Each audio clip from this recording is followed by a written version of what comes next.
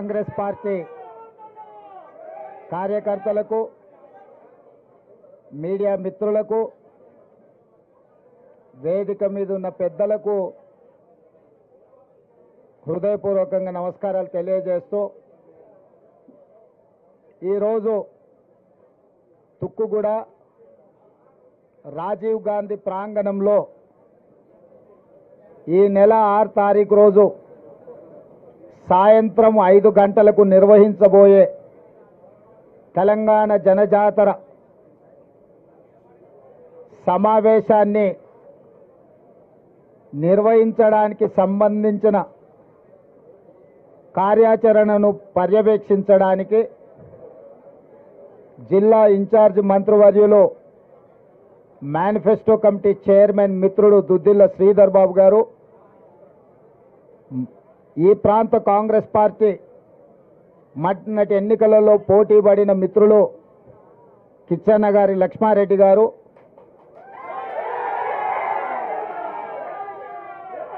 జిల్లా పార్టీ అధ్యక్షుడు నరసింహారెడ్డి గారు, ఇబ్రహీంపట్నం శాసనసభ్యులు మల్రెడ్డి రంగారెడ్డి గారు,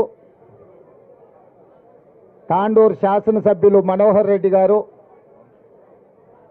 అదేవిధంగా రంగారెడ్డి జిల్లా పరిషత్ చైర్పర్సన్ అనితమ్మ గారు, ఏఐసిసి సెక్రటరీ సిడబ్ల్యూసి ప్రత్యేక ఆహ్వానితులు మిత్రులు చల్లా వంశీచంద్ర రెడ్డి గారు, చాలామంది పెద్దలు ఈరోజు ఈ సమీక్షకు రావడం జరిగింది. ఈ వేదిక మీద నుంచి తెలంగాణ ప్రజలకే కాదు, జాతీయ స్థాయిలో భారతదేశ కాంగ్రెస్ పార్టీ ఎన్నికల మేనిఫెస్టో తెలంగాణ గడ్డ మీద విడుదల కాబోతుంది. ఈ కార్యక్రమానికి మా అభిమాన నాయకుడు శ్రీ రాహుల్ గాంధీ గారు, మా అభిమాన నాయకురాలు శ్రీమతి ప్రియాంక గాంధీ గారు ప్రత్యేక ఆహ్వానితులుగా జాతీయ ఎన్నికల మేనిఫెస్టో విడుదల చేయడానికి ముఖ్య అతిథులుగా హాజరవుతున్నారు.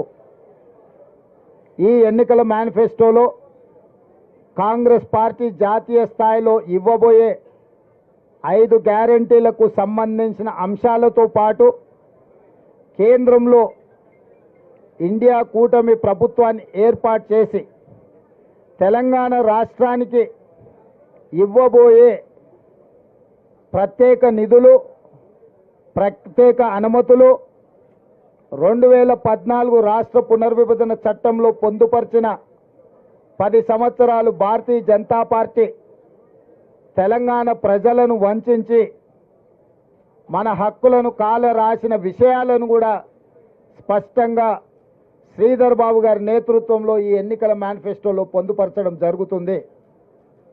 ఈ వేదిక మీద నుంచి ప్రధానంగా మేము తెలియజేయదలుచుకున్నది, తెలంగాణ ప్రాంతము కాంగ్రెస్ పార్టీకి ఎంతో ప్రత్యేకము. తెలంగాణ ప్రాంతానికి శ్రీమతి సోనియా గాంధీ గారి కుటుంబము మరీ ప్రత్యేకము. ఎందుకంటే తెలంగాణ రాష్ట్ర కళ సాకారం అయ్యింది అనంటే కేవలం శ్రీమతి సోనియా గాంధీ గారి వల్లనే, వారి దయ వల్ల, వారి ప్రేమ వల్ల ఈరోజు తెలంగాణ రాష్ట్రము ఏర్పాటు చేసుకోవడం జరిగింది. ఏర్పాటైన తెలంగాణ రాష్ట్రం 10 సంవత్సరాలు చంద్రశేఖరరావు గారి నాయకత్వంలో 100 సంవత్సరాలకు జరగవలసిన విధ్వంసం జరిగింది. 10 సంవత్సరాలు అధికారాన్ని చెలాయించి టీఆర్ఎస్ నాయకులు తెలంగాణను విధ్వంసం చేసి 100 సంవత్సరాల వరకు కోలుకోలేని విధంగా ఈ ప్రాంత ఆర్థిక వనరులను, సహజ వనరులను దోపిడీకి పాల్పడి విధ్వంసం చేసిన సందర్భంలో సెప్టెంబర్ 17, 2023 నాడు ఇదే తుక్కుగూడలో రంగారెడ్డి జిల్లాలో రాజీవ్ గాంధీ ప్రాంగణంలో సూపర్ 6 6 గ్యారెంటీలను శ్రీమతి సోనియా గాంధీ గారు, శ్రీ మల్లికార్జున్ ఖర్గే గారు ఇదే ప్రాంగణం నుంచి విడుదల చేసి తెలంగాణ ప్రజలకు 6 గ్యారెంటీలను ఇవ్వడం జరిగింది. తెలంగాణ రాష్ట్రం ఇచ్చిన శ్రీమతి సోనియా గాంధీ గారు ఈ 4 కోట్ల తెలంగాణ ప్రజలకు ఇచ్చిన 6 గ్యారెంటీలను సంపూర్ణంగా విశ్వసించి వారి నాయకత్వం మీద ఉన్న నమ్మకం, వారి పట్ల ఉన్న అభిమానాన్ని తెలంగాణ ప్రజలు ప్రత్యేకంగా చాటుకొని 65 మంది శాసనసభ్యులను ఎన్నుకొని 40% ఓట్లు ఇచ్చి ఇక్కడ సుస్థిరమైన ప్రభుత్వాన్ని ఏర్పాటు చేసిండ్రు. ఆనాడు ఇచ్చిన హామీలను 100 రోజుల్లో 5ంటిని స్పష్టంగా అమలు చేసి ఆర్టీసీ బస్సులలో ఆడబిడ్డలకు ఉచిత ప్రయాణం కావచ్చు, రాజీవ్ ఆరోగ్యశ్రీ ద్వారా పేదలకు 10 లక్షల రూపాయలు ఆర్థిక సహాయం కావచ్చు, ప్రతి ఆడబిడ్డ కట్టెల పొయ్యితో కష్టాలు పడుతుంటే 1200 రూపాయలు చెల్లించి సిలిండర్ కొనలేక ఆర్థిక ఇబ్బందులను ఎదుర్కొంటుంటే 500 రూపాయలకే ఆడబిడ్డలకి ఇంటి దగ్గర సిలిండర్ ఇచ్చే కార్యక్రమం కావచ్చు, ప్రతి పేదవాడి కుటుంబానికి వాళ్ళ ఇంటికి 200 యూనిట్ల వరకు ఉచిత కరెంటు, దాదాపుగా ఈ రోజుకి 50 లక్షల కుటుంబాల పథకాన్ని వినియోగించుకోవడం కావచ్చు, అదేవిధంగా 4.5 లక్షల ఇందిరమ్మ ఇండ్లు 22,500 కోట్లతోని ఇల్లు లేని పేదలకు ఇందిరమ్మ ఇండ్లు ఇవ్వడం ద్వారా ఆ కుటుంబాలను ఆదుకునే కార్యక్రమాలను ఇప్పటికీ మా ప్రభుత్వం అమలు చేసింది. మిగతా విషయాలను కూడా ఎన్నికల కోడ్ తర్వాత 100% వాటిని నిర్దిష్టంగా అమలు చేసి సోనియా గాంధీ గారు ప్రజలకిచ్చిన 6 గ్యారెంటీలను 100% అమలు చేయడానికి మా ప్రభుత్వం కంకణబద్ధులై ఉన్నది. అందుకే ఈరోజు ఈ ప్రాంతం కాంగ్రెస్ పార్టీకి, ఈ రాష్ట్రం కాంగ్రెస్ పార్టీకి ఒక ప్రత్యేకమైన సెంటిమెంట్ ఉన్నది.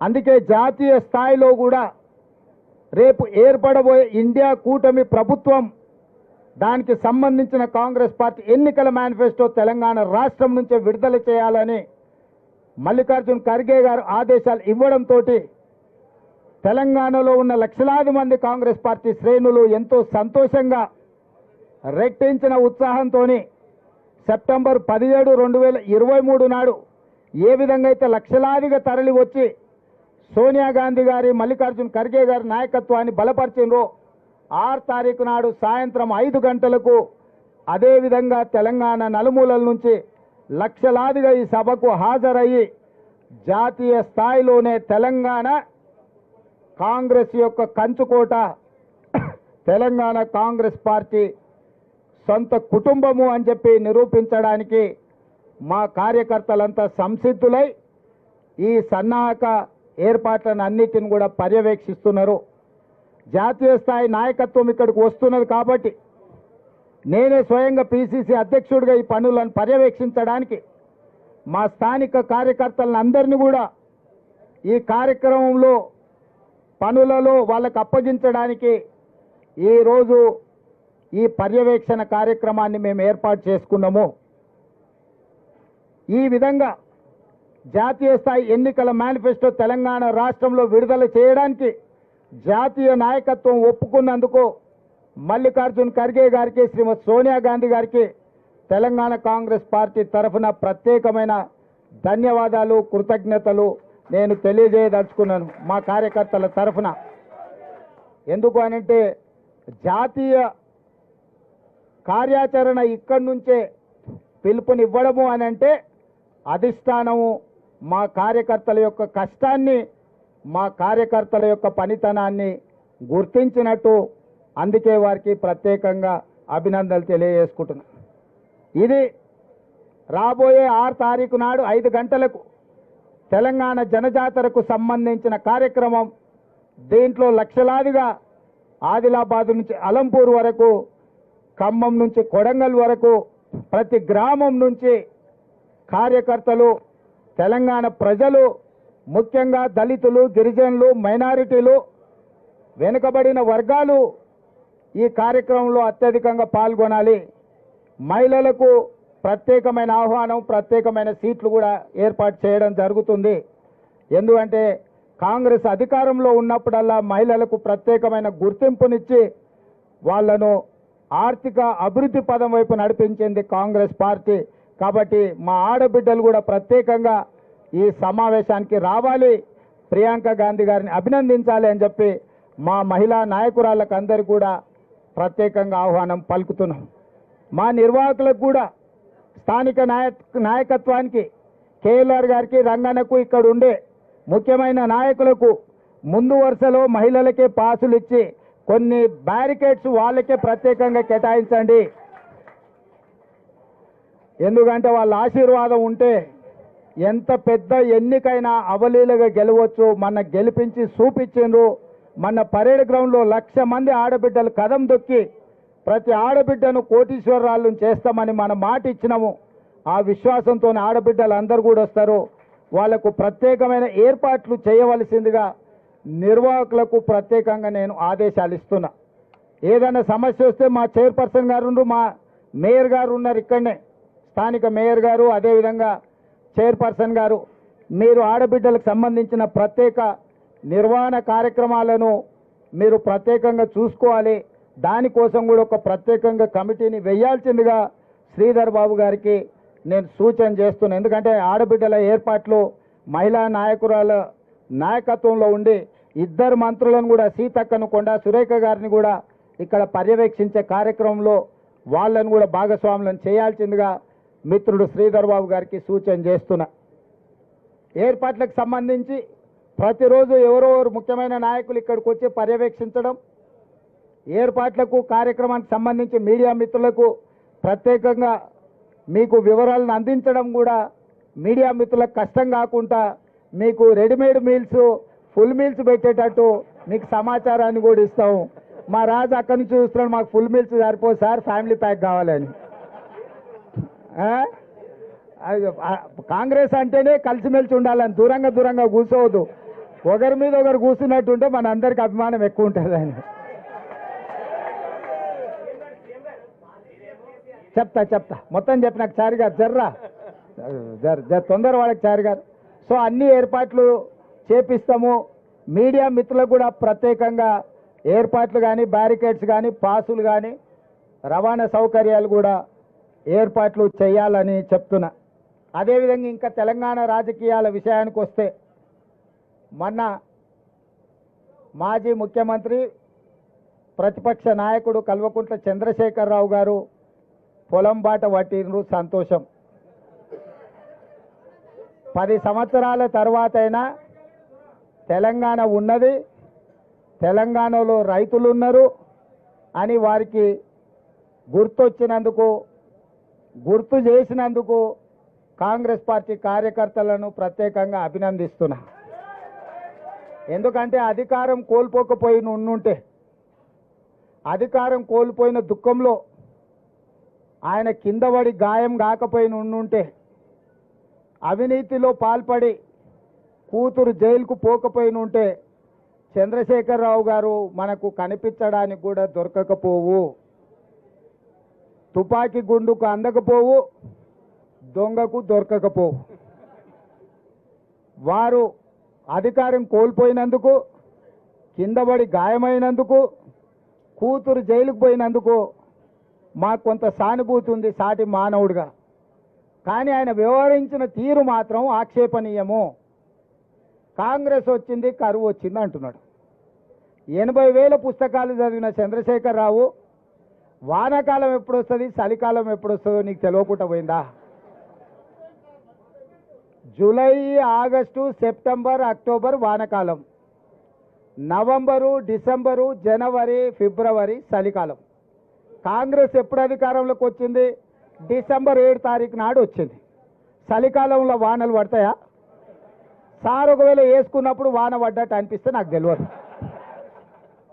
మరి July, August, September, October, November, December 7 తారీఖు మేము ప్రమాణ స్వీకారం చేసే వరకు తమరే ముఖ్యమంత్రిగా ఉంటుంది, తమరి ప్రభుత్వమే అధికారంలో ఉండే. మరి తమరి పాపాలకే కదా వరుణదేవుడు భయపడిపోయి వానలు గురవక కరువు వచ్చింది. నీ వారసత్వంగా కరువుతో పాటు 7 లక్షల కోట్ల రూపాయల అప్పులు కూడా మాకు అప్పచెప్తే ఆ రోజు నుంచి రోజుకు 18 నుంచి 20 గంటలు మేము కష్టపడి దీన్ని సరిదిద్దడానికి ప్రయత్నం చేస్తున్నాము. నువ్వు చేసిన పాపాలను మా ఖాతాలో రాయాలని మీరు ప్రయత్నించడం ఏమన్నా మర్యాదగా ఉన్నదా చంద్రశేఖరరావు గారు? నేను ఒక్కటే అడగదలుచుకున్నా, ఏరా రాము వానకాలం అంటే నీకు తెలియదా అంటే అదెందుకు తెలియదు సార్ చలికాలంలో వస్తుందని వెనకటికి కూడా భలే చెప్పిండంట. చంద్రశేఖరరావు గారు కూడా గట్లే చలికాలంలో వచ్చి ఇప్పుడు ఎండాకాలంలోకి అడుగు పెడుతున్నాం. మేము వచ్చింది ఎప్పుడు, వానలు రాకపోయేప్పుడు, కరువు మేమెప్పుడు తెస్తుమే? నీవు చేసిన కర్మ మాకు తగులుకున్నది. నువ్వు చేసిన పాపాలు ఎట్లా నీ పిల్లలకు తగులుకొని జైలు కోతురో, ముఖ్యమంత్రిగా ఈ రాష్ట్రానికి చేసిన నువ్వు అన్యాయము ఆ వానకాలంలో వానలు పడకపోవడం వల్ల 23లో వానలు పడకపోవడం వల్ల 24లో కరువు వచ్చింది. మేము వచ్చింది చలికాలంలో, చలికాలం నుంచి ఎండాకాలం పోతున్నాం. నిజంగానే కాంగ్రెస్ వచ్చినాక కరువు వచ్చిందా లేదా అనేది రేపు వచ్చే జూలై నుంచి సెప్టెంబర్ వరకు వానలు పడుతున్నాయా, వానలు పడతలేవా, కాంగ్రెస్ వల్ల ఏమైనా ప్రకృతి మన మీద పగబట్టిందా లెక్క అప్పుడు తెలుస్తుంది. అప్పుడే 100 రోజులు కాలేదు మేము వచ్చి, ఇక అది చేయలే ఇది చేయలే. మేము ఉన్నప్పుడు రైతుల ఖాతాల మేము రైతు బంధు 10 రోజుల్లో వేసినాం అన్నాడు. అంటే నిజంగా ముఖ్యమంత్రిగా పనిచేసి ప్రధాన ప్రతిపక్ష నాయకుడుగా ఏ మాత్రం కూడా ఊర్లలో అంటుంటారు ఏ వాడు సిగ్గులేనోడు రాబాయి ఏది పడితే అది మాట్లాడతాడని. నేను అనదలుచుకోలేదు చంద్రశేఖరరావును, కానీ డిసెంబర్లో మొదలుపెట్టి సెప్టెంబర్ వరకు 10 నెలలు 10 రోజులు కాదు 10 నెలల వరకు రైతు బంధు పథకంలో రైతుల ఖాతాలలో పైసలు వేసిన లెక్కలాడు ఉన్నాయి. నువ్వు అసెంబ్లీలోనే అవన్నీ బయట పెట్టినావు. నువ్వు వస్తావేమో అనుకున్నా, నువ్వు పారిపోయినావు, రాలే. ఇప్పుడు కూడా నేను సూటిగా 2018 ఎన్నికలప్పుడు మాత్రమే ఎన్నికల ముందు ఖాతాల పైసలు వేసినావు. ఆ తర్వాత ఏ రోజు కూడా 4 నెలల నుంచి 10 నెలల సమయం తీసుకున్నాడు రైతు బంధు పథకాన్ని వేయడానికి. మేము 100 రోజుల్లోనే 64,75,000 మంది రైతులకు ఖాతాలలో నగదేసినాము. మొత్తం ఉన్నదే 69 లక్షల మంది రైతుల ఖాతాలు. ఆల్రెడీ 65 లక్షల ఖాతాలలో రైతు బంధు పథకాన్ని పూర్తిగా వేసినాము. నేను సూటిగా చంద్రశేఖరరావు గారికి సవాలు విసురుతున్నా. అధికారిక లెక్కలు ఉన్నాయి. 64,75,581 రైతుల ఖాతాలలో రైతు బంధు పథకము మేము వేయడం జరిగింది. ఇక మిగిలింది 4 లక్షల చిల్లర మాత్రమే. ఒకవేళ ఈ లెక్కలలో తప్పులు ఉంటే మీరు ఏ శిక్ష విధించినా మేము ఆ శిక్షను అనుభవించడానికి సిద్ధంగా ఉన్నాము. మేము చెప్పిన లెక్కలు నిజమైతే తెలంగాణ రైతాంగానికి నువ్వు ముక్కు నేలకు రాసి క్షమాపణ చెప్తావా అని చెప్పి నేను వారిని అడుగుతున్నా. ఇక విద్యుత్ గురించి మాట్లాడాను. ఆయన సూర్యాపేటలో మాట్లాడుతుంటే మైక్ ఆగింది. అసలు ఎంత సిగ్గులేనోడంటే నేను మళ్ళీ విద్యుత్ అధికారులను అడిగిన. విద్యుత్ అధికారులు చెప్పారు, సార్ ఆయన ఉన్న ఏరియాలో కదా సూర్యాపేట టౌన్లో ఏ సబ్ స్టేషన్లో కూడా 30 సెకండ్లు కూడా కరెంటు పోలేదని అధికారిక లెక్కలు చెప్పినాయి. ఆయన పెట్టుకున్నది కూడా జనరేటర్తో పెట్టుకున్నాడు. ఆయన పెట్టిన మైకు ఆడ పెట్టిన సమావేశాన్ని కరెంటు కనెక్షన్ లేదు, జనరేటర్ కనెక్షన్ ఉంది. నీ జనరేటర్లో ఎవడు పుల్ల పెట్టిండో, నీ పార్టీలో ఎవడు కట్టే పెట్టిండో, ఆ 3 అడుగుల జగదీశ్వర్ రెడ్డి పడనోళ్ళు ఆ జిల్లాలో బొచ్చడి మంది ఉన్నారు. ఎవడ కనెక్షన్ వీకిండో, ఎవడు కనెక్షన్ పెట్టిండో ఎవడికి తెలుసా? నీ దాంట్లో ఉన్న బొక్కలు నువ్వు చక్కగా చూసుకోక ఇక చూసినావు కరెంటు కాంగ్రెస్ వాళ్ళు తీసిరని. చంద్రశేఖరరావు, నేను నీకు ఒక మాట చెప్పదలుచుకున్నా. 10 ఏళ్ళు మేము ప్రతిపక్షంలో ఉన్నాం. ఏ ఒక్క రోజైనా రైతుల విషయంలో కానీ, విద్యార్థుల విషయంలో కానీ, నిరుద్యోగుల విషయంలో కానీ మేము ఏదైనా కార్యాచరణ తీసుకుంటే మమ్మల్ని ఇళ్లలో నుంచి బయటకన్నా వెళ్ళనిచ్చినవా? పోలీసు నిర్బంధాల మధ్యలో, పహారాల మధ్యలో, లాఠీ చార్జీల మధ్యలో ప్రతిపక్షాల గొంతు నొక్కి ఇంట్లో నుంచి బయటకు వెళ్ళక ముందే మమ్మల్ని గొర్రెలు ఇసుకపోయినట్టు ఇసుకపోయి పోలీస్ స్టేషన్లో వేసినావు కదా, అప్పుడే మర్చిపోయినావా? మేము ప్రజాస్వామ్యాన్ని నమ్ముతాం, విశ్వసిస్తాం కాబట్టి నీ పర్యటనకు మొత్తానికి ప్రభుత్వమే ఏర్పాట్లు చేసింది. నీ పార్టీ కార్యకర్తలు ఎవడు ఏర్పాట్లు చేయలే. కంప్లీట్గా నీకు రక్షణ కల్పించి ప్రధాన ప్రతిపక్ష నాయకుడికి ఎక్కడికైనా వెళ్ళని, ప్రజల్ని కలవని, ప్రజా సమస్యల మీద మొదటిసారి బయటకు వచ్చిండు. కనీసం ఇట్లనే ఆయన పాపాలు అడుక్కుంటాడేమో అని చెప్పి అన్ని ఏర్పాట్లు మా మంత్రివర్గం ఏర్పాటు చేసింది. ప్రతి క్షణం నేను ఎక్కడ కూడా ప్రతిపక్ష నాయకుడికి ఇబ్బంది కలగొద్దని మా పోలీస్ అధికారులకు సూచనలు చేసుకుంటూ ఆయన పర్యటన అంతా జరగనిచ్చిన. ఒకవేళ మేమే అనుకుంటే నువ్వు ఇంట్లోకి వెళ్ళి బయటకు వెళ్తుంటావా చంద్రశేఖరరావు? మొట్టమొదట నువ్వు ప్రజల దగ్గరికి వెళ్ళడానికి, కలవడానికి, ప్రతిపక్ష నాయకుడిగా నీ బాధ్యత నెరవేర్చడానికి అన్ని రకాలుగా సహకరించినందుకు మా ప్రభుత్వానికి కృతజ్ఞత చెప్పాలి. రెండవది, నీ పాపాలు కడుక్కోవడానికి ప్రజల దగ్గరికి వెళ్ళినావు. నీ పార్టీ ఖాతాలో 1500 కోట్ల రూపాయల దోపిడీ సొమ్ముంది. దోసుకున్న వాళ్ళు ఎలక్షన్ బాండ్లు ఇచ్చారు, 1500 కోట్ల రూపాయలు నీ ఖాతాలనే ఉన్నాయి. ఆ పాపం సొమ్ము ఒక 100 కోట్లు ప్రజలకు వంచిపెట్టినుంటే ఆ నష్టపోయిన రైతులకు అంతో ఇంతో 100 కోట్ల ఆర్థిక సాయం నీ పార్టీ ఖాతా నుంచి ఇచ్చినుంటే నిజంగానే ఈ రైతుల పట్ల నీకు సానుభూతి ఉంది, నిజంగానే రైతులు పంట నష్టపోయారు, దీన్ని ఏమన్నా సరిదిద్దాలని నీ ఆలోచన ఉన్నదని ప్రజలు అనుకునేటోళ్ళు. ఎండిపోయింది ప్రజల పంట, దాని మీద కూడా రేపు పార్లమెంట్ ఎన్నికలలో లబ్ధి పొందాలని ఇట్లాంటి నక్కచిత్తుల వేషాలు ప్రజలకు తెలియవా? ఎన్నికలు లేకపోతే నువ్వు బయటకు వస్తుంటివా చంద్రశేఖరరావు? ఎన్నికలు ఉన్నాయి కాబట్టి ఈరోజు బయటకు వెళ్ళిండు. ప్రజలు ఏమంటున్నారంటే బొక్కలో దాచుకున్న ఎలుకకు పొగ పెడితే బయటకు వస్తుంది సార్, ఎన్నికలనే పొగ పెట్టినాం కాబట్టి ఎలుక బయటకు వచ్చిందని ప్రజలు అంటున్నారు. మేమేం అనదలుచుకోలే, నువ్వు ప్రతిపక్ష నాయకుడు చెయ్యి, ఇంకా బాగా తిరుగు, ప్రజలలో ప్రజల సమస్యలు తెలుసుకో, నివేదికలు తీసుకురా, ఇవ్వు ప్రభుత్వానికి. నీ సూచనలు ఏమైనా ప్రజలకు ఉపయోగపడతాయంటే 100% మా ప్రభుత్వం వాటిని స్వీకరిస్తుంది. అంతే తప్ప బరితెగించి 100 రోజుల్లోనే ఈ ప్రభుత్వం విఫలం చెందింది, ఈ ప్రభుత్వం కూలాలే, ఈ ప్రభుత్వం కాలాలే, ఈ ప్రభుత్వం పోవాలే, ఏం శాపనార్థాలు చంద్రశేఖరరావు? నువ్వు 10 ఏళ్ళు ఉన్నావు, మేము ఎప్పుడన్నా అట్లా అన్నామా నిన్ను? అంటే అస్సలు ఆయనకు ఆగుతలేదు అధికారం పోయింది అని అంటే ఇక ఎట్లనైనా వేసి తొండో మొండో ఎవరి కాళ్ళైనా పట్టుకొని కుర్చీలో కూర్చోవాలనుకుంటున్నావు, అంత ఆశమాశ అనుకుంటున్నావా? అందుకే విద్యుత్ విషయంలో కానీ, సాగునీరు విషయంలో కానీ, రైతు బంధు విషయంలో కానీ, రైతు బీమా విషయంలో కానీ, గిట్టుబాటు ధర విషయంలో కానీ వరి కోతలు మొదలై ఇంకా పూర్తి స్థాయిలో కానేలేదు. అప్పుడే 7000 పైచీలకు కొనుగోలు కేంద్రాలను ఐకేపీ కేంద్రాలను మేము తెరిచినాం, వాళ్ళు అసలు తెరవనే లేదంటున్నారు. నీలాక క్వింటాల్కు 10 కిలోలు కమిషన్లు కొట్టే విధానం ఉండదు మా దగ్గర. ఎవడన్నా చేసిందంటే తిత్తి తీస్తాం. ఎవడన్నా 10 కిలోలకిన క్వింటాల్కి కమిషన్లు తాడి పేరు మీద, తాలు పేరు మీద ఎవడన్నా కొట్టిండంటే నీలాక కమిషన్ల దందాలు చేయం చంద్రశేఖరరావు. మమ్మల్ని ఢిల్లీ పోయిందంటారు, ఢిల్లీ పోయిన ప్రతిసారి కేంద్ర ప్రభుత్వం నుంచి పెండింగ్ ప్రాజెక్టులను సాధించుకొచ్చినాం. అది స్కైవేలు కావచ్చు, కేంద్ర నిధులు కావచ్చు, డిఫెన్స్ ల్యాండ్స్ కావచ్చు, ప్రతి విషయంలో ఢిల్లీకి వెళ్ళి మా మంత్రులు మేము ఔటర్ రింగ్ రోడ్ RRR కావచ్చు, రీజనల్ రింగ్ రోడ్ విషయంలో కావచ్చు, నిధుల విషయంలో కావచ్చు, మెట్రో రైలు విషయంలో కావచ్చు, మూసి పరివాహక ప్రాంత అభివృద్ధి విషయంలో కావచ్చు 10 సంవత్సరాలు నీ పాపాలను ఒకటొకటిగా కడుక్కుంటూ వాయిదాలు పడ్డ కేంద్ర అనుమతులను తెచ్చుకుంటూ రాష్ట్రాన్ని ఒక దారిలో పెట్టి సర్దిద్దే ప్రయత్నం చేస్తున్నావు. నువ్వు కూలగొట్టిన సంసారాన్ని నిలబెట్టే ప్రయత్నం చేస్తున్నాము. నీ కులం, నీ కుటుంబం చేసిన దోపిడీ నుంచి రాష్ట్రాన్ని కాపాడి రైతులకు, విద్యార్థులకు, నిరుద్యోగ యువకులకు, ఆడబిడ్డలకు మేలు జరిగే విధంగా ఇవాళ చర్యలు చేపడుతున్నాం. ఇవాళ ఆడబిడ్డలకు స్వేచ్ఛనిచ్చినాం. మహిళా సంఘాలను పిలిచి కోట్లాది రూపాయలు వాళ్ళవి నువ్వు పెండింగ్ పెట్టిన వాటిని అన్నిటిని కూడా వాళ్ళకి ఇచ్చినాం. ఇవాళ మహిళలు ఊపిరి పీల్చుకుంటారు. మా అన్న వచ్చిండు, మా ప్రభుత్వం వచ్చింది, మా సోనియా మా ప్రభుత్వం వచ్చింది, మాకు సిలిండర్ వచ్చింది, ఇంటికి ఉచిత కరెంట్ వచ్చింది, మాకు ఆర్టీసీ బస్సులలో ఉచితంగా ప్రయాణం చేస్తున్నాం, మాకు స్వేచ్ఛ వచ్చింది, మా మహిళా సంఘాలు అన్నీ కూడా మళ్ళీ ఊపిరి పోసుకున్నాయి. లక్షాధికారులు కాదు, ప్రతి మహిళా సంఘం కోటీశ్వరులను చేస్తామని ప్రభుత్వం ముందుకు వచ్చిందని వాళ్ళ కళ్ళల్లో సంతోషం ఉంది, ఆనందం ఉంది.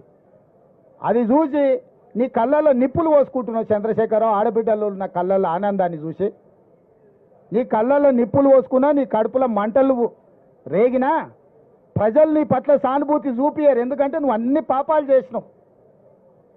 పాపాల భైరవుడు అనే పదం కూడా నీకు చిన్నది. అందుకే పిల్లి శాపనార్థాలకు ఉట్టి తెగిపడదు. చంద్రశేఖరరావు పర్యటనను కాంగ్రెస్ పార్టీ కార్యకర్తలు 100 ఎలుకలు తిన్న పిల్లి తీర్థయాత్రలు పోయింది అన్నట్టుగా చూస్తున్నారు. నీ దోపిడీని కప్పిపుచ్చుకోవడానికి ఈ ఎన్నికల్లో నీ ఎంపీ అభ్యర్థులు పారిపోతుంటే దాన్ని అధిగమించడానికి నీకు తెలిసిన టక్కుంటమార విద్యలన్నీ ప్రదర్శిస్తున్నావు. ఇవన్నీ కాలం చెల్లిపోయినాయి. చంద్రశేఖర్ అనేవాడు తెలంగాణ రాష్ట్రంలో రద్దయిపోయిన 1000 రూపాయల నోటు లాంటి వాడు. ఎవడన్నా జేబులో పెట్టుకుంటే జైలుకు పోతాడు 1000 రూపాయల నోటు. ఇవాళ టీఆర్ఎస్ కూడా గట్లాంటిదే.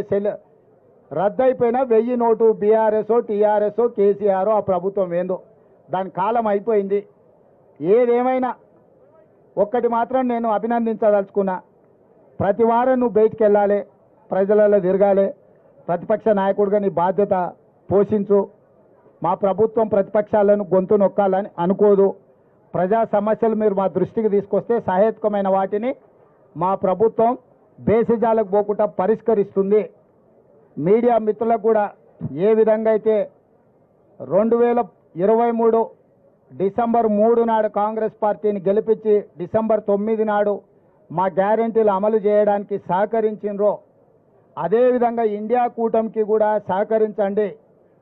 జూన్ 4 తారీఖు నాడు ఫలితాలు, జూన్ 9 తారీఖు నాడు ఢిల్లీ రామ్లీలా మైదానంలో ప్రమాణ స్వీకారానికి మీరందరూ రావాలి. ఎర్రకోట మీద ఇండియా కూటమి 3 రంగుల జెండాను ఎగరేస్తాము. జూన్ 9 నాడు మీరందరూ కూడా ఢిల్లీకి రావాలి. మీరు లైవ్లో మన తెలంగాణ ప్రజలకు తెలుగులో మంచిగా చెప్పాలి.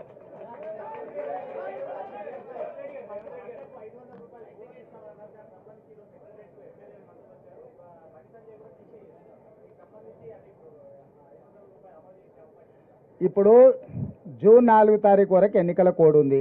పరిపాలననే ఎన్నికల అధికారుల చేతుల్లో ఉంది. మెయిన్ సెక్రటేరియట్ పోవాలన్నా అనుమతి తీసుకోవాలి. ఇప్పుడు కొత్త అనుమతులు ఇవ్వడానికి ఏదైనా ఉందా? ఎన్నికలైన ఎమ్మెల్సీ ఎన్నికల మహబూబ్నగర్లోనే ఓట్ల లెక్కింపును కూడా జూన్ 2కు వాయిదా వేసిరు. ఇవాళ ఓట్ల లెక్కింపు ఉండే. ఇప్పుడు పూర్తిగా పరిపాలన కేంద్ర ఎన్నికల సంఘం చేతిలోకి వెళ్ళిపోయింది. కాంగ్రెస్ పార్టీ ప్రభుత్వం చేతిలో అధికారం లేదు. వాళ్ళతో పాటు కేంద్ర ఎన్నికల సంఘాన్ని కూడా మేము డిమాండ్ చేస్తున్నాం, రైతులకు న్యాయం చేయండి అని కోరుతున్నాం. మేము కూడా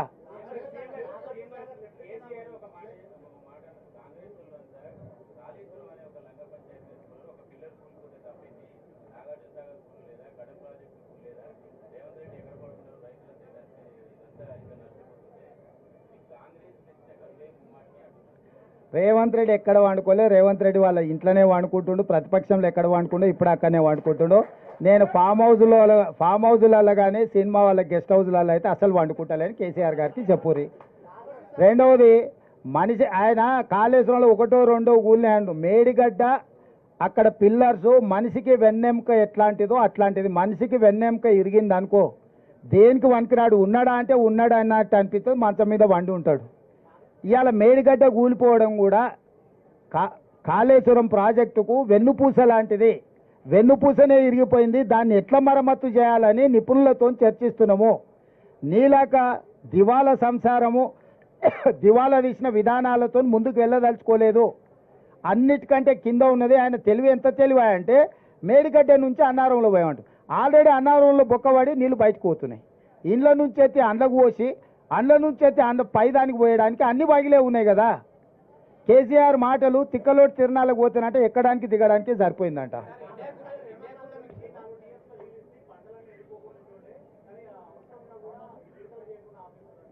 నేను అనేది అదే అంటున్నా. బుర్ర లేకుండా వితండవాదం చేస్తున్నాడు. హైదరాబాద్ నగరానికి తాగడానికి నీళ్లు లేవు, మీరు బోర్లు ట్యాంకర్లు అంటుండు.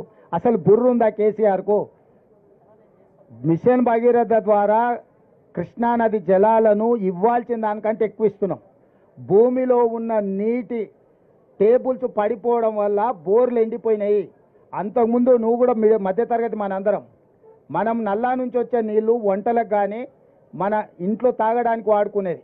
మన ఇంటి అవసరాలు అంట్లు తోముకోవడానికి, స్నానానికి, ఇతర అవసరాలకు మన ఇంట్లో ఉండే బోర్ నీళ్లు వాడుకునేది.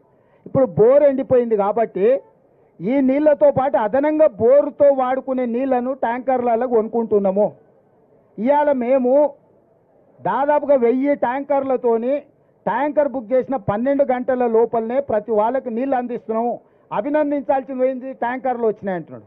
గ్రౌండ్ వాటర్ ఎప్పుడు వాడిపోయింది? వర్షాకాలంలో వర్షాలు రాకపోవడం వల్ల ఇప్పుడు గ్రౌండ్ వాటర్ వాడిపోయింది.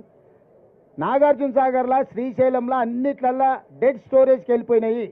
ఆ డెడ్ స్టోరేజ్ నుంచి మనము ఈరోజు నగరానికి తాగునీటి సమస్య తీవ్రతను దృష్టిలో పెట్టుకొని కొన్ని దగ్గరలలో కొంత కష్టమైన రైతులకు కొంత నష్టమైన తాగునీరే మొదటి ప్రాధాన్యత.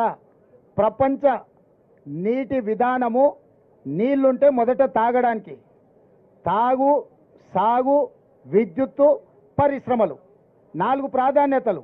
ఇప్పుడు తక్కువ నీళ్లు ఉన్నాయి కాబట్టి తాగునీటికే వాటిని పొదుపుగా వాడి ఏప్రిల్, మే, జూన్ ఇంకా 90 రోజులు ఉంది ఎండలు. 90 రోజుల కోసము పొదుపుగా చుక్క చుక్క బొట్టు బొట్టు లెక్క కట్టి ప్రతి పేదవాడికి తాగునీటి సమస్య రాకుండా ఉండడానికి, అదేవిధంగా బోర్లు పడిపోయినాయి, ఎండిపోయినాయి కాబట్టి ట్యాంకర్ల ద్వారా ఇంటి అవసరాలకు కూడా నీళ్లు అందించి పూర్తిగా సమీక్షించుకుంటూ పర్యవేక్షించుకుంటూ ప్రజలకు ఇబ్బంది జరగకుండా గ్రామాలలో ఉన్న బోర్లను కూడా కొత్తగా ఫ్లెషింగ్ చేసి వాటిని రిపేర్ చేస్తున్నాము. కొన్ని దగ్గరలో ఇప్పుడు వరి కోతలు అయిపోయినాయి, రైతులకు ఉన్న బోర్లు నీళ్లు ఉంటే ఆ బోర్లను కూడా తీసుకొని ఆ నీళ్లను కూడా ట్యాంకర్లలో ఊర్లలో ప్రజలకు సరఫరా చేయడానికి ప్రణాళిక సిద్ధం చేసినాము. చిన్న చిన్న చెరువుల మీద ఉన్న తాగునీటి వనరులను కూడా ఇప్పుడు పూర్తిగా రిపేర్లు చేసుకొని తాగనీకే నీళ్ళు అందిస్తున్నాము. ఇవన్నీ మేం చేస్తుంటే నువ్వు వ్యవసాయానికి నీళ్ళు వేయలే, ఎండిపోయినాయి. ఎండిపోయినాక ఎందుకు చెప్తున్నావు? మరి అది మొదలుపెట్టినప్పుడే చెప్పుండొచ్చు కదా ఈ సలహా ఏదో. అంటే ఎండిపోయినాక ఇల్లు కాలినాక ఆ మంటల కాడ చలి కాసుకుందామని చంద్రశేఖరరావు ఎదురు చూస్తున్నాడు.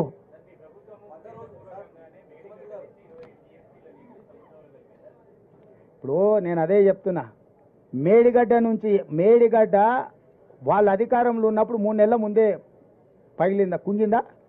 నీళ్ళు ఎవడో వదిలిండా? మీరు అంతా చూసి వచ్చారు కదా. ఎన్నికలప్పుడు నేను రాహుల్ గాంధీ గారు పోయినప్పుడు చుక్క నీళ్ళు ఉండేనా? నేను శ్రీధర్ బాబు గారు మేము పోయినామా? ఇక దాంట్లో నీళ్ళు ఎప్పుడు నింపిండా? బుర్ర లేకుండా మాట్లాడుతుండో, మందేసి మాట్లాడుతుండో, మతి లేకుండా మాట్లాడుతుండో నాకైతే తెలియలేదు. ఎప్పుడు పోయింది మేడిగడ్డ? ఆగస్టు సెప్టెంబర్లోనే కదా పోయింది. అది పోయినెంబడే కదా మేడిగడ్డలు ఉన్న నీళ్ళని వాళ్ళే కదా కిందికి వదిలింది. తర్వాత మేడిగడ్డలో నీళ్ళు ఎవడు నింపిండు? డ్యామ్ సేఫ్టీ వాళ్ళు వచ్చి ఉన్నవి కూడా తొలగించండి అని చెప్పారు కదా. ఇది వదులు, దాని పైన ఉన్న అన్నారం కూడా బొక్క పడ్డది, కూలేటట్టుంది, దాన్ని కూడా నీళ్ళు వదలమని డ్యామ్ సేఫ్టీ వాళ్ళే చెప్పారు కదా. సాంకేతిక నిపుణులు పర్యవేక్షిస్తుంటే కాంగ్రెస్ వాళ్ళు వచ్చి 20 టీఎంసీలు కిందికి నీళ్ళు వదిలిండి అంటే ఏమన్నా మతి ఉందానే? ఆయనకు అసహనం ఉంది, నేను ఒప్పుకుంటా. అదేనా ఈయన ఈ బోడిగాడ ఆయన నైపుణ్యంతో గట్టే గట్ల ఏడ్చింది. మేడిగడ్డ గుంజింది, అన్నారం పగిలింది. అందుకే నిజమైన నిపుణులతో సూచన తీసుకోండి. మాత్రం తెలివితేటలు అవునాయన 5 సార్లు అడిగినాము, 4 సార్లు పర్యవేక్షించారు, వాళ్ళు ఇచ్చిండ్రు. మధ్యంతరం ఇస్తే ఉన్నది కూడా కూలింది అంటే సస్తర్రా మీరు? దాన్ని పూర్తి స్థాయిలో సూచనలు చేస్తామని వాళ్ళు చెప్తున్నారు. మరి ఆ మాట కేంద్ర ప్రభుత్వాన్ని అడగాలి కదా. ఎన్డీఏసీ కేంద్ర ప్రభుత్వ పరిధిలో పనిచేసేది కదా. చంద్రశేఖరరావు మోడీని ఎందుకు అడుగుతలేడు?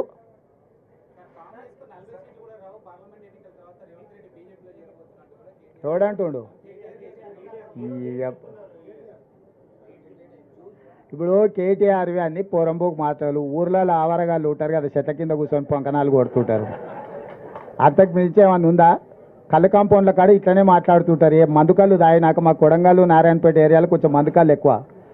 మందుకళ్ళు తాగినాక పోరలు గిట్లనే కేటీఆర్ చూస్తుంటే నాకు సేమ్ మందుకళ్ళు తాగిన లాగానే కనిపిస్తాడు.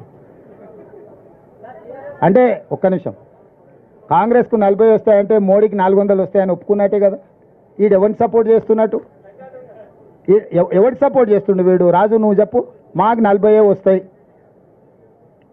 మోడీకి 400 వస్తాయని చెప్తుండు కదా. మరి నేనేం చెప్తున్నావు? మోడీ వీడు ఒకటే రా నాయన, వీని ఓటేస్తే మోడీకి వేసినట్టే అని.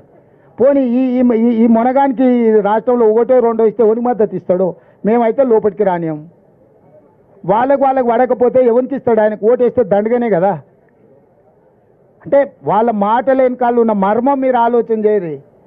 వాళ్ళు ఏంది కాంగ్రెస్కు 40 రావాలని కోరుకుంటారు.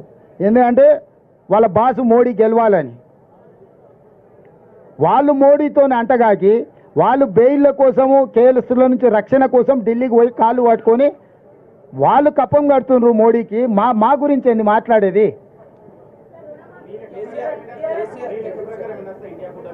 ప్రభుత్వం ఏర్పాటు చేస్తానని వస్తాయి. పేరు చెప్పిన ఇప్పుడు ప్రభుత్వం ఏర్పాటు చేస్తానని వస్తాయి. ముఖ్యమంత్రి గారు ఈ 100 రోజుల పరిపాలనలో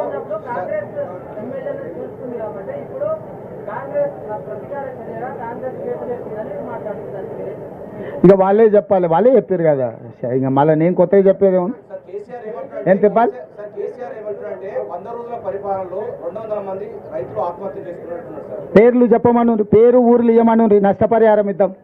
200 నెంబర్ చెప్పుడు కాదు, పేర్లు వాళ్ళ వివరాలు ఇవ్వమను.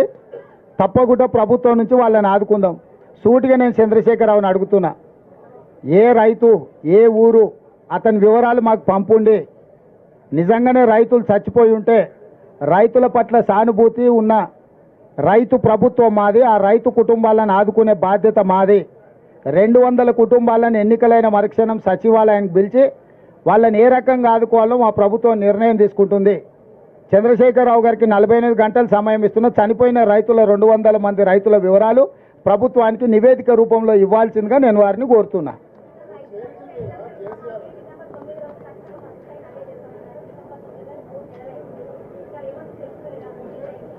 ఎవరంటారమ్మా?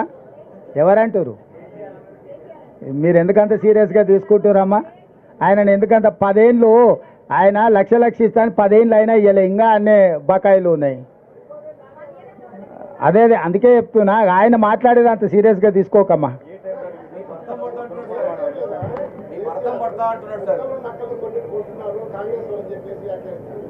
వాళ్ళు కూడా అన్నారు అదో గుంటనక్క, ఆ మాటలు మేము పట్టించుకోమని. ఇంకా వాళ్ళ ఇష్టం ఏదన్నా అనుకోని మనకెందుకు.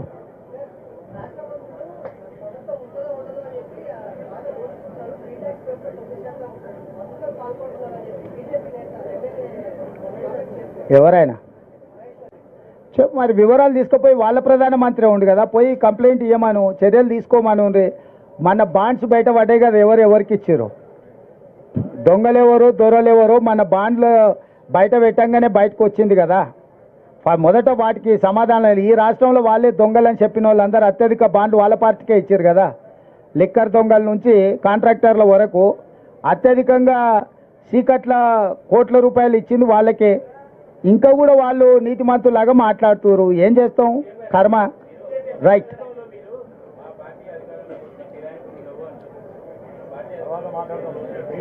నువ్వు ఇంటికి రానికి సెలవులో చెప్తా.